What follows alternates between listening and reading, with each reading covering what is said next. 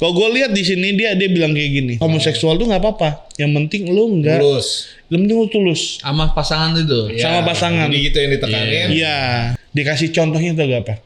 Yonatan dan Daud. Orang tuh membela kaumnya, tapi jangan pakai ayat Alkitab untuk membenarkan gitu. Iya, misalnya. tapi ya,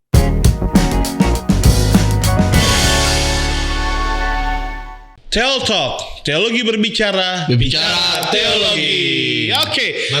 Mantap. Hari ini kita akan ngomongin satu teologi nih karena ada sesuatu yang viral. Betul. Ya gak sih? Sesuatu yang dimana ada satu orang ya kita si Bram itulah pokoknya namanya.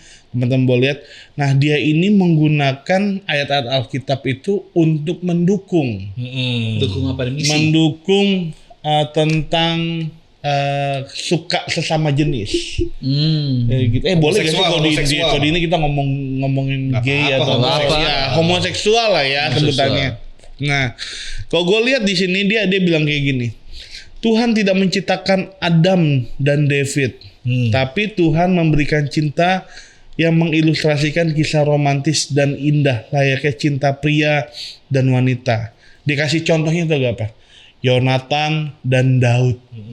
Itu dalam 1 Samuel 18 ayat 3 dan sampai dengan 4 gitu. Nah, coba lihat deh 1 Samuel 18 ayat 3 dan 4. Coba. Lalu 2 Samuel 1 ayat 26. 1 Samuel 18 ayat 3 dan 4. Oke. Ini ngebahas tentang kalau nggak salah Daud Ini Daud Yonatan lagi apa? bercium-ciuman. Lagi dapat hatinya nih kan ayat 1 maksudnya. Iya. Nah, ya kan? Jiwanya itu menyatu nah sama Daud. ya nanti dibacain. Saya bacain lebih lanjut lagi. Nah, dia bilang kayak gini lagi terus gini. Cinta segender hanyalah sekedar konsep, dia bilang gitu. Turut ingin merasakan keseriusan hubungan sebagai suami dan istri. Adapun dia bilang gini, dosa homoseksual bukan terhadap dalam cintanya. Jadi dia bilang cintanya homoseksual itu nggak dosa. Ya. Melainkan dalam peristiwa manusia akhir zaman seperti yang dikatakan dalam Roma 1 ayat 26 sampai dengan 27, Kejadian 9 ayat 5, yaitu kaum Sodom dan Gomora tidak akan bisa tulus mencintai disebabkan akan mencari uke-uke apa sih? Ya, bahasanya dia lah. Ya, uke-uke yang baru untuk memenuhi hasrat nafsu keinginannya sendiri. Jadi intinya apa yang ditekanin tuh? yang ditekanin adalah gini, lu nggak apa? Kalau gue baca nih ya, gue bisa salah ya. Lu homo atau homoseksual tuh nggak apa-apa. Yang penting lu nggak Tulus. Yang penting lu tulus Sama pasangan itu. sama pasangan. Jadi gitu yang ditekanin. Iya. Nggak masalah. Jadi misalkan ada homoseksual, ya lu tulus aja mencintai, lu nggak boleh selingkuh, Iya. lu nggak boleh, mohon maaf, nggak boleh mungkin ML dengan cowok lain. Jadi dibilangnya nggak apa-apa, tapi yang penting agape lah. Iya. Oke. Nah, Gitu. setelah peristiwa dosa turunan oleh wanita berserta suaminya, mereka dikeluarkan dari Taman Eden hingga benih dosa menjalar dalam berbagai jenis macam dosa beragam. Mulai dari Kain membunuh Habel, manusia akhir zaman Nuh, Tuhan tidak bisa mentolerir akan orang-orang zaman itu. Nah, sekitar Nuh, hingga kepada laki-laki bersetubuh dengan laki-laki. Kejadian 19 ayat 5, itulah dosa, dibilang itu. Oke. Nah, firman Tuhan berkata dalam 1 Petrus, dia banyak ayat nih. Anjuran Tuhan kepada kita untuk selalu mengedepankan kekudusan. Jadi menurut dia kudus tuh homoseksual. Dia rindu agar anak-anaknya tidak hidup seperti zaman peristiwa Sodom dan Gomora. Melainkan Tuhan tahu kamu butuh cinta. Yohanes 3 ayat 13 ayat 23. Kedepankanlah kekudusan, jangan terjatuh. Dia jago sih ini ngomong tentang kekudusan. Tapi kalau ngebahas tentang Yonatan dan Daud dulu deh, dia paling menekan. Iya, kita waktu dulu Ada peristiwa di mana Daud itu bercium-ciuman dengan Yonatan. Nah. Ya kan? Ada di mana peristiwa Daud itu mengasihi Yonatan. Ada juga peristiwa di mana katanya Yonatan itu buka bajunya. Yang di mana didefinisikan bahwa Yonatan itu telanjang depan si Daud. Ya. Oke. Itu gimana pandangannya Itu nih dia, sesungguhnya? silakan. Konteks teologinya Pandangan itu. siapa dulu nih? Pak Iya, Abdul. ambil. Gua cuman nambah-nambahin dikit Ya, lah. jadi ini sebenarnya kan masalah yang harusnya menurut gua ya, yang harusnya tuh menjadi maksudnya gini, masalah yang harusnya nggak perlu terlalu diinin karena harusnya orang-orang Kristen itu udah punya defense sendiri. Betul, harusnya. Jadi menurut gua memang jadi tugas gereja untuk mempersiapkan anak-anak mudanya terutama ya. Bagaimana tuh harusnya kita membaca Alkitab. Nah, karena memang nggak bisa dipungkirin namanya penyesatan itu makin gencar di zaman Betul. modern ini. Dari zaman dulu ada, tapi zaman sekarang tuh menurut gua lebih gencar, bahkan mungkin lebih daripada yang lain lah gitu ya. Nah, kalau menurut gua yang Daud dan Yonatan ini adalah sebenarnya kesalahan tafsir gitu, akhirnya menjadi penyesatan yang disebarluaskan. Ya, oke. Emang salah tafsir dan segala rupanya. Nah, Konteksnya apa sih? gini. Alkitab dengan jelas tuh nggak nutupin tuh. Oke. Bercium-ciuman lah misalnya. Nah, tuh. jadi kalau dibaca sekilas seakan-akan memang pasangan gay. Kalau lihat konteks sekarang. Kalau kita bacanya sekarang dan ngelihatnya sekilas doang, seakan-akan memang mereka itu seakan-akan yang nggak ngerti Alkitab ya, nggak tahu cara bacanya, pasti akan berpikir ini gay. Daud dan Yonatan gay. Karena cowok sama cowok bukan hal yang wajar untuk saling berciuman. Iya. Kayak gini misalnya gini. Bil, main buat Inu tuh mari cium-ciuman tuh. Iya, kan pasti di pikiran kita di zaman sekarang bercium-ciuman itu adalah, mohon maaf, make out. Iya, cowok sama cowok Mesra-mesraan. Iya. Nah, tapi untuk kita mengerti Alkitab, kita nggak boleh memaksakan logika kita masuk Alkitab. Alkitab yang harusnya berbicara sendiri kepada kita. Betul. Nah, jadi kata bercium-ciuman itu bukan bicara soal seksual. Iya. Gitu loh. Nah, kalau kita ngomongin Daud dan Yonatan sebetulnya di sini kan yang diargumenin sama orang-orang LGBT, jadi yang dipakai argumen ini bukan cuma dia yang pakai.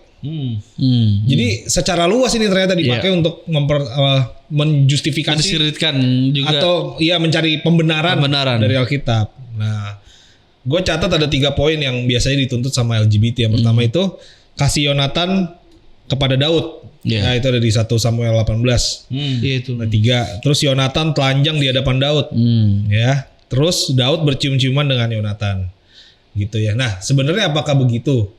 Gitu ya. Nah, sebenarnya tuh kita harus ngelihat kenyataannya bahwa ternyata kata kasih yang ada di dalam 1 Samuel 18 ayat 3 itu sebenarnya lebih ke kasih filia, bukan ke kasih eros. Jadi kasih yang kasih persaudaraan. Itu dalam bahasa Yunani-nya ya. Iya, tapi kan Septuaginta ya. Iya, Ibrani kan. Nah, gitu. Tapi kalau Septuagintanya berarti lebih ke filia. Kalau Ibrani itu Ahab kalau nggak salah. Ahab ya. Itu artinya itu satu friend ya. Jadi temen. Nice gitu. Terus kedua Yonatan itu nggak ngebuka semua pakaiannya. Iya. jadi nggak telanjang dong. Enggak, tetapi hanya baju perangnya.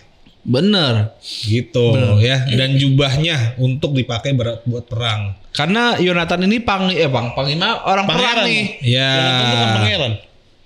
Anaknya si Saul kan. Iya, pangeran. Tapi dia suka perang juga dia berdua nih. Iya. Gitu. Terus yang ketiga Perang ternyata ngomongin soal cium-ciuman nih.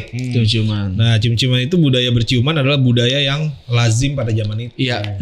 Mungkin kalau sekarang cipika-cipiki kali. Nah, mungkin bisa aja nih ke depan nih ayat ini nih cium-ciuman itu Nah. bisa diartiin di terjemahan baru ya. Baru banget cukup cipiki kali ya. Iya.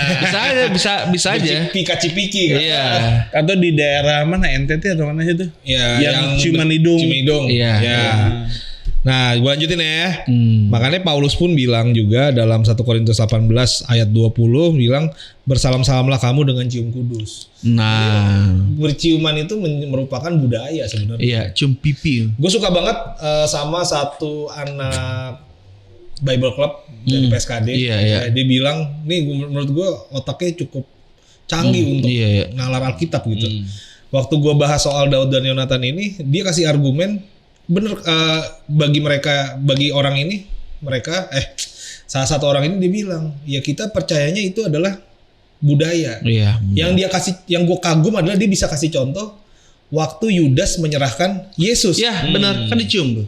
dengan ciuman. Iya. Dengan ciuman Yudas itu mengkhianati Yesus dengan ciuman. Ciuman. Berarti kan memang budaya Israel itu dari dulu, Iya. nggak tahu ya kalau sekarang, dari dulu itu Sampai sekarang. ciuman itu Sampai sekarang cium pipi. cium pipi kan? Makanya lahir ke Eropa tuh. Nah, Nyebar ke Eropa yang cium-cium pipi ini. berarti ciuman itu jangan diartikan Iya. hasrat seks, tapi lebih kepada Iya. persaudaraan. Dan yang terakhir adalah kenapa kita bisa bilang Daud Yonatan itu sebenarnya bukan gay? Iya. Pasangan gay adalah jumlah istri Daud membuat Daud terlalu heteroseksual untuk jadi homoseksual. Iya. Kalau memang beli bisex ya, Iya. cowoknya banyak juga dong. Iya, harusnya. dia raja kan. Dan ini kita harus ngerti buat barisan baper juga, Alkitab itu kitab yang sangat jujur. Jadi kalau orang yang kudus dibilang kudus, orang yang Iya. gak kudus buat kesalahan pasti dicatat juga. Di Contoh blow kan up, Daud- di blow up juga. di blow up kan, Daud yang jatuh dengan Betsheba istri orang di blow up juga. Iya. Wah, padahal itu sesuatu yang Tabu. Tabu. Di blow up. Nah berarti kalau memang Dia seorang gay, Iya, pasti di blow up pasti blow juga. up juga. Iya, karena ada kok orang gay di blow up di Alkitab. Ada. Pemburit lah Iya, ya. pemburit segala macam. banci juga ada. Bahkan Banci dia ada. banci ada. Betul. Bahkan dia mohon maaf mensodom bapaknya sendiri ada Iya. juga ya kan. Bahkan yang lebih yang ada juga yang serem juga bukan, yang agak lebih tabu juga ini yang Lot sama anak-anaknya. Iya itu Iya. anak-anaknya sendiri. Nah, itu kan bersetubuh sama bapaknya sendiri. tapi dicatat di Alkitab. Dicatat. Nah. Kalau dia mau jangan deh gitu. Berarti ini Alkitab kitab yang Jujur. bukan yang Jujur. gak enakan. Iya. Dia kitab yang apa adanya aja. Sikat aja dia. Iya, dia nggak enakan, bukan Iya. nggak enakan dia orangnya. Iya, kalau kata Tapi orang, enak, tapi enak. kalau kata orang Ambon, pele putus malintang patah gitu. Itu. Nah, itu Atas sih memang. Kata di situ, Bos. patah bener. Betul. Gitu, Pak. Gitu. Asik sih. Asik. Bener tuh. Mau cium-ciuman dibilangnya gay. Apa gay? Iya. Nggak bisa dong. Bener. Jangan paksain pikiran kita. Iya bener. Jadi dengan kata lain ini benar-benar dia kayak maksain tentang pikirannya, karena dia berapologi tentang kaumnya mereka lah ya. Iya. Oh iya. Wajar sebenarnya, tapi jangan ngasal-ngasal juga maksud gue. Wajarnya maksudnya wajar orang tuh membela kaumnya. Tapi jangan pakai ayat Alkitab untuk membenarkan gitu. Iya, misalnya. tapi akhirnya kita lihat adalah mereka pakai ayat Alkitab pun juga Ngaco-ngaco. kalau bisa dibilang memperkosa ayat itu sendiri Jadi ngaco. buat kebenaran diri sendiri, nyari pembenaran dia aja gitu. Jelas banget kok orang ayat-ayatnya semuanya itu jelas kok. Jadi beneran ya, dengan kata lain Alkitab ini nggak pernah mendukung tentang LGBT ya. Nggak pernah ada. Nggak pernah. Bahkan menentang, benar-benar menentang Iya, gitu. Iya. Jadi yang cinta yang tulus itu kalau dibahas itu ya berarti nggak ada dong cinta yang tulus, yang eros itu laki-laki dan laki-laki itu benar-benar sebenarnya Orang 1 salah sampai banget. 18 ayat 3 kan yang Yonatan dengan perjanjian Daud karena dia mengasihi dia seperti dia sendiri. Itu kan kayak kasih agape kan? Iya. Kasih ya, kayak lu sama anakku lu kan pasti lu mengasihi tanpa batas dong. Makanya Yesus bilang kan di Matius 22 kan kasihnya sama seperti dirimu sendiri. Masa iya dipakai buat Eros. eros kan kayak nggak mungkin lah ya. Dan bohong banget ya kalau misalkan bukan bohong, kalau menurut gue nih yang gue lihat ya, kaum kayak kaum mereka gitu tuh bohong banget nggak melakukan eros ya. Iya. Oke. Itu yang Mungkin paling apa bahaya. namanya kita akan bukan patahin ya, kita akan berusaha menjawab kan, kita juga harus jawab dong ya. Iya. Dia kan siapa perkosa Alkitab. Nah, mungkin kalau sekarang ini dalam menghadapi ini, kenapa sih dia bisa seperti itu gitu? Maksudnya bisa membaca kitab, iya, tapi untuk buat dirinya sendiri gitu. Dan akhirnya solusinya itu gimana sih menurut kalau dari kita gitu? Oke, nah terus apa namanya? Kalau gue mikir ya, apa sih namanya? Kenapa sih terkadang ayat Alkitab tuh, gue rasa bukan hanya kasus ini sih, banyak kasus lah kayak gitu kan. Kita di sini juga dulu pernah ngomong, mungkin ada satu hamba Tuhan lah yang dia mau keluar dari keanggotaan gerejanya. Iya. Ya kan, dia mau keluar dari itu, akhirnya dipakai ayat yang Abraham keluar dari semua sanak saudaramu, ya kan? Iya. Akhirnya jemaatnya amin, akhirnya keluar dia beneran gitu kan. Padahal itu konteksnya sangat beda banget gitu. Iya. Nah, ya akhirnya nggak ada bedanya sama yang ini kan gitu. Iya. Makanya mungkin gue pikir sebaiknya siapapun kita ya, kita semua orang berdosa, kita ngampung diri, kita orang berdosa, kita orang yang sangat lemah. Tadi Ino juga bilang kan kita ada manusia yang lemah ya, di 2 pagi ya Ino tadi. Nah maksudnya gini, kenapa sih sampai terjadi seperti itu? Gue inget banget tadi gue lihat ada satu orang yang namanya Horace, dia bilang begini, kuasailah pikiranmu atau ia akan menguasaimu. Jadi begini, kalau emang pikiran lo hanya G aja, ya kan? Kalau pikiran kita cuman mau menyenangkan hidup kita doang, akhirnya kita akan berbagai cara dengan apapun caranya kita ingin membenarkan keinginan kita. Jadinya pembenaran ya, benar, bukan kebenaran. Iya, kalau Paulus kan bilangnya taruh semua pikiranmu di dalam Kristus kan gitu. Segala yang adil, suci itu semua ketika kita memikirkan di dalam Kristus. Dan kita sadar kita manusia yang lemah, kita cenderung di dalam dosa gitu kan. Nah, apa yang kita pikirkan, kalau kita senangi itu padahal itu salah, kita akan bodo amat, kita akan ignore apa kata-kata orang. Lo akan hidup sesuai pikiran lo, keinginan lo gitu kan. Lo akan hidup sesuai apa yang ada dalam keinginan lo sendiri, maupun itu salah. Dengan apa akhirnya di endingnya adalah Alkitab pun lah dijadikan sebuah pembenaran buat diri sendiri. Karena finalnya itu Alkitab. Iya, kalau Alkitab sudah bisa berhasil sama dia dikuasain, dan banyak yang kaum mereka itu setuju, akhirnya kayak sebuah kemenangan gak sih gitu. Wah, akhirnya gue bisa masuk surga juga loh gitu. Kalau orang kita kan yang gak masuk surga, pembunuh gak masuk surga gitu. Jelas. Nah, akhirnya seperti itu. Jadi bagaimana untuk kita, mungkin teman-teman baper yang nonton saat ini mungkin terpengaruh nih sama mereka juga nih kan, karena kan ngomongin ini viral kan gitu. Ya itu, kalau pikiran kita taruh dalam Kristus gitu, akhirnya pikiran kita tertawan. Dan yang ada dalam pikiran kita yang adil dan suci semua itu keluar itu dari Kristus sendiri. Gitu. Dan kita harus rendah kata itu kan, dari berarti kita harus rendahkan diri kita, sehingga kita ya Tuhan taruh dalam Kristus dalam pikiranku, sehingga apa yang kita pikirkan yang menguasai kita bukan kita tapi Kristus itu. Betul. Gitu. Ya, jadi intinya bahwa di Alkitab itu bukan untuk cari pembenaran, tapi cari kebenaran. Gitu. Jangan kita suka dosa apa, kita cari pembenaran di Alkitab tentang kita Kristen. Gitu. Benar. Jadi ya itulah prinsipnya, bahwa tetap Alkitab menentang LGBT. Jadi yang dia pakai di ayat-ayat tersebut yang namanya Bram Christopher itu di luar konteks, dan dia memperkosa dalam tanda kutip ayat Alkitab. Itu aja teman-teman. Thank you. Sampai jumpa dalam video berikutnya dalam Millennial Baper.